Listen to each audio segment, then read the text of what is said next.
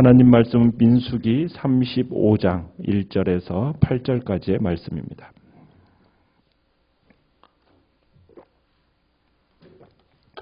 민수기 35장 1절에서 8절까지의 말씀을 교독합니다. 여호와께서 여리고 맞은편 요단 강가 모압 평지에서 모세에게 말씀하여 이르시되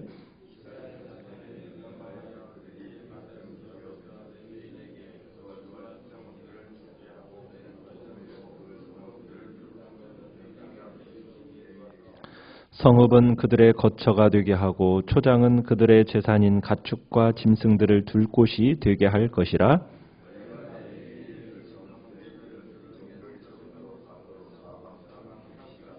성을 중앙에 두고 성밖 동쪽으로 2000규빗, 남쪽으로 2000규빗, 서쪽으로 2000규빗, 북쪽으로 2000규빗을 측량할지니 이는 그들의 성읍에 들이며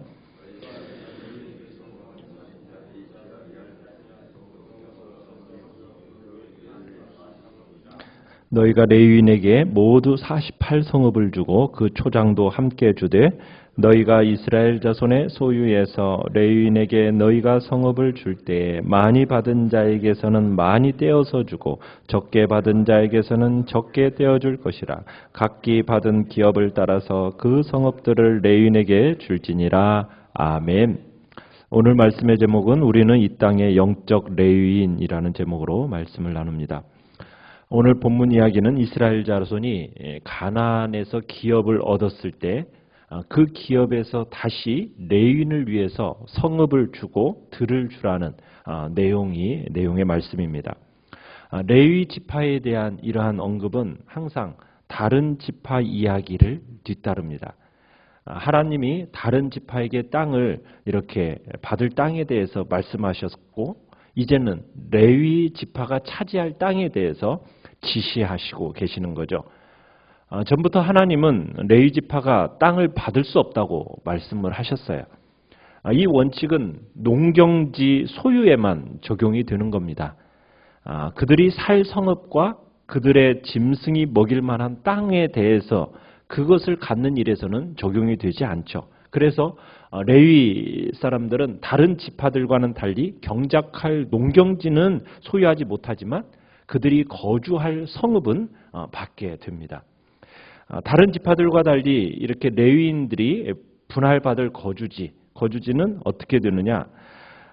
별도로 땅은 분배받지 못하고 이스라엘 각 지파가 떼어주는 성읍, 떼어주는 들판, 초장 거기에서 거주가 되는 겁니다. 7절에 보시면은 총 몇 성읍입니까? 총 48성읍이죠. 그 중에 6절에 보시면은 도피성이 6개입니다. 그 6개로 이렇게 지정이 돼요. 각 지파들이 이제 레위인들에게 성읍을 줄 때 많은 땅을 받은 지파는 많은 성읍을 내놓고 적은 땅을 받은 지파는 적은 숫자의 성읍을 내놓아라. 이게 이제 중요한 원칙입니다. 그러면서 지금 이제 4절과 5절을 보시면은 성읍을 줄 때 그 성읍 둘레로 1000규빗이라고 하면은 450m 정도 됩니다.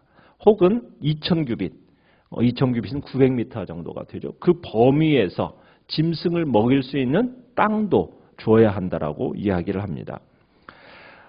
레위인은 한 지역에 밀집되어서 살 수가 없어요. 이스라엘 전체에 흩어져서 살도록 하나님이 흩어 놓으셨습니다. 이 이유는 창세기에 하나님 야곱이 죽기 전에 유언한 기도가 있어요. 그때 레위인에 대해서는 어떻게 유언의 기도를 했냐면 한 곳에 모여 살지 못하고 온 땅에 흩어져 살게 될 것에 대한 유언을 했거든요. 이유는 뭐냐면 디나 사건 때문이었어요. 디나 사건 때 레위와 시므온이 할례를 이용해서 세겜 족속을 몰살시키지 않았습니까? 그것으로 인해서 하나님께서 야곱이 마지막 유언의 기도 때 레위에 대해서 온 땅에 흩어져 살게 될 것을 기도하게 됩니다. 그리고 그것이 실현이 되어져요. 또한 레위 지파는 이스라엘 백성들이 시내산에서 우상 숭배를 할 때 금송아지를 만들어 놓고 우상 숭배를 할 때 그 레위 지파들이 이제 형제들을 죽이는 헌신을 합니다. 그때 하나님께서 레위 지파에게 특별한 사명을 또한 감당케 하십니다. 그들을 여호와의 기업으로 삼겠다고 말씀하시며 성막 봉사를 하게 하시죠. 그래서 레위인의 어떻게 보면은 전국으로 흩어져 살게 된 이것은 저주의 차원에서 이루어진 것 같았는데 보니까 나중에는 그 내려진 저주를 바꾸어서 당신의 뜻을 이루시려는 하나님의 오묘한 섭리의 차원으로 우리가 또한 이해하게 되는 겁니다. 그러니까 레위인들이 온 땅에 흩어져서 이제 다른 지파들로부터 주거지를 제공받고 그러면서 이제 레위인들이 하는 일이 무엇입니까? 하나님을 위해서 전적으로 봉사하고 그리고 이스라엘 백성들의 영적인 측면을 이제 책임지고 가야 되는 겁니다. 하나님을 섬기는 자들로서 하나님의 말씀을 하나님의 백성들에게 가르치게 하고 그리고 하나님께 드리는 제사를 통해서 그들의 양심을 일깨우고 그리고 나아가서 이스라엘 백성들의 정신적인 지주로서 그들의 위로자가 되게 하신 것이 하나님께서 이 레위인들에게 주시는 사명입니다. 그래서 제사장과 레위 사람들은 다른 사람들처럼 일을 할 수 있는 능력은 있지만은 생업을 갖지는 않았어요. 전적으로 하나님만 섬기며 살도록 부름을 받은 거죠. 그래서 전 생애 동안에 하나님만 위해서 일하는 그 책임을 부여받은 지파가 바로 레위 지파입니다. 그러면서 생계에 대한 대책을 지금 하나님께서 마련해 주고 계시는 거죠. 그러니까 하나님께서 전적으로 하나님만을 위해서 살아가는 사람들의 삶을 하나님께서는 보장해 주시고 또 일생 책임져 주신다가 그리고 하나님을 신뢰하면서 주님의 그 사역에 충성을 다하라고 주님은 이제 그 생업을 이제 보장해 주시는 겁니다. 자, 우리가 중요한 8절에서 우리가 찾아볼 수 있는 중요한 원리가 있다고 그랬어요. 레위인들에게 바치는 것이 하나님께서 미리 정해서 떼어주는 것이 아니라 하나님으로부터 받은 것들을 레위인들에게 다시 바치도록 하는 겁니다. 그래서 토지를 이렇게 나누어 줄 때 인구수에 따라서 작은 지파는 조금 받고 그 다음에 큰 지파는 많이 주었지 않습니까? 그런 다음에 뭐라고 얘기하고 있어요? 8절에서 많이 받은 자에게서는 많이 떼어서 주라고 이야기합니다. 그죠? 떼어서 레위 사람들에게 주어라. 그 다음에 적게 받은 자는 적게 떼어주라. 그러니까 떼어서 준다는 얘기는 뭡니까? 스스로 떼어서 레위 사람들에게 주라는 거예요. 하나님이 어떻게 딱 분배해서 그냥 일정하게 주는 게 아니라 이스라엘 백성들이 하나님의 사역과 하나님의 종들을 돌보도록 하기 위해서는 주신 것들을 떼어서 드리도록 하는 순서를 밟도록 했다는 얘기입니다. 그래서 이스라엘 자손들이 자기 산업에서 레위 사람들에게 줄 성읍을 줄 때에는 많이 얻은 자는 많이 주고 적게 얻은 자는 적게 취하여 주도록 하는 것. 이게 하나님의 공평의 원리예요.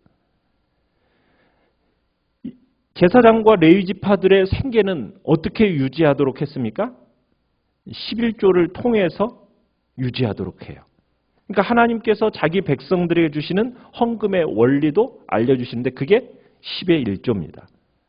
그러니까 이 원리가 공평의 원리라는 거예요. 많이 받은 자는 많이 드리고 적게 받은 자는 적게 드리고 이게 하나님께서 말씀하시는 공평의 원리예요. 일괄적으로 그냥 얼마씩 내라 이런 원리가 아니라 많이 받은 자와 적게 받은 자에 대한 하나님께서 그 비율을 따라서 주게 하시는 것이 이제 하나님의 원리인 거죠. 헌금이라는 것은 우리의 의무임과 동시에 특권입니다. 그러니까 하나님이 주신 것을 하나님을 위해서 쓸 수 있다라는 것.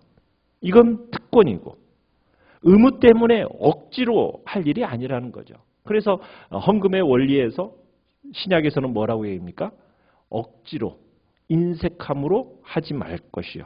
자원함으로 할 것을 얘기하고 있는 거예요. 그러니까 하나님께로부터 받은 것을 따라서 자원함으로 그 비율을 따라 내게 하는 것. 이게 하나님의 헌금의 원리입니다. 그리고 모든 사람들이 공평하게 참여하도록 만드는 것이 바로 하나님의 원리인 거죠. 그래서 하나님의 백성들은 하나님의 종들을 돌볼 의무가 있습니다. 그러니까 하나님이 주신 것을 하나님께서 다시 드리라는 거예요. 그래서 레위인들은 이스라엘 백성들 사이에 살면서 무엇을 책임지는 사람들입니까? 영적인 삶을 돌보는 일을 담당하도록 했고 그 일을 책임지는 거예요. 백성들의 삶 속에 깊이 들어가서 그들의 영적 상태를 돌봐주는 책임을 받게 된 겁니다. 그러면서 레위인들은 다 흩어져 살라고 그랬죠. 이 땅에 흩어진 존재들이 레위인이라고 얘기하고 있어요. 자, 그러면은 하나님께서 지금 이 레위인들을 향해서 골고루 각 지역에 분포하게 하셨어요. 어떤 특정 지역에만 딱 몰아놓은 것이 아니라 이스라엘 모든 지역에서 하나님이 다스리시는 하나님의 나라가 되게 하기 위해서 레위인들은 이제 각 지역에 분포되어져서 그 속으로 들어가야 됩니다.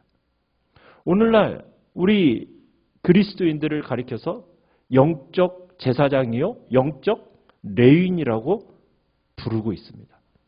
그렇다면 오늘 우리 성도들은 교회 안에서만이 우리의 모임의 장소가 아니라 우리 이 세상에 모두 다 골고루 거해야 된다는 거예요. 어디 한 공간 안에 공동체를 이뤄놓고 우리들끼리만의 살아가는 삶을 얘기하는 것이 아니라 영적 레위인으로서 세상 곳곳으로 우리는 들어가서 그곳에서 무엇을 영적인 책임을 가지고 살아야 하는 존재로 부름을 받았다는 거예요. 우리가 거하고 있는 그곳이 우리가 들어간 그곳을 하나님의 나라를 만들기를 하나님은 원하고 계시는 거죠. 그래서 성도들은 자신이 하나님께서 이 세상을 하나님의 나라로 만드시기 위해서 각 지역에 파송한 레위인이요 영적 제사장이라는 사실을 깨달아야 알아야 된다는 겁니다. 성도들은 자신이 거하는 그 곳에서 자신이 거하는 그 모든 곳에서 하나님의 나라를 이루기 위해서 최선을 다하는 하나님의 나라의 일꾼이 되어야 함을 우리에게 가르쳐주고 계시는 겁니다. 그래서 하나님께서는 이 세상 구석구석에서 성도들이 저마다의 직업과 저마다의 신분을 가지고 살아가기를 원하시고 그 삶의 현장 속에서 하나님의 뜻을 전하고 하나님의 나라를 세우도록 우리는 부름을 받은 겁니다. 우리는 이 세상을 향해 하나님의 일꾼으로 부르심을 받았다라는 하나님의 뜻을 발견하시길 바라고 자신이 살아가는 그곳에서 하나님의 뜻을 위해서 어떻게 무엇을 할 수 있을까 생각하고 빛의 사자요. 또 우리는 하나님의 영광을 드러내는 복된 영적 제사장 레위인으로서 그 자리에서 헌신하는 복된 삶이 되시기를 간절히 바랍니다.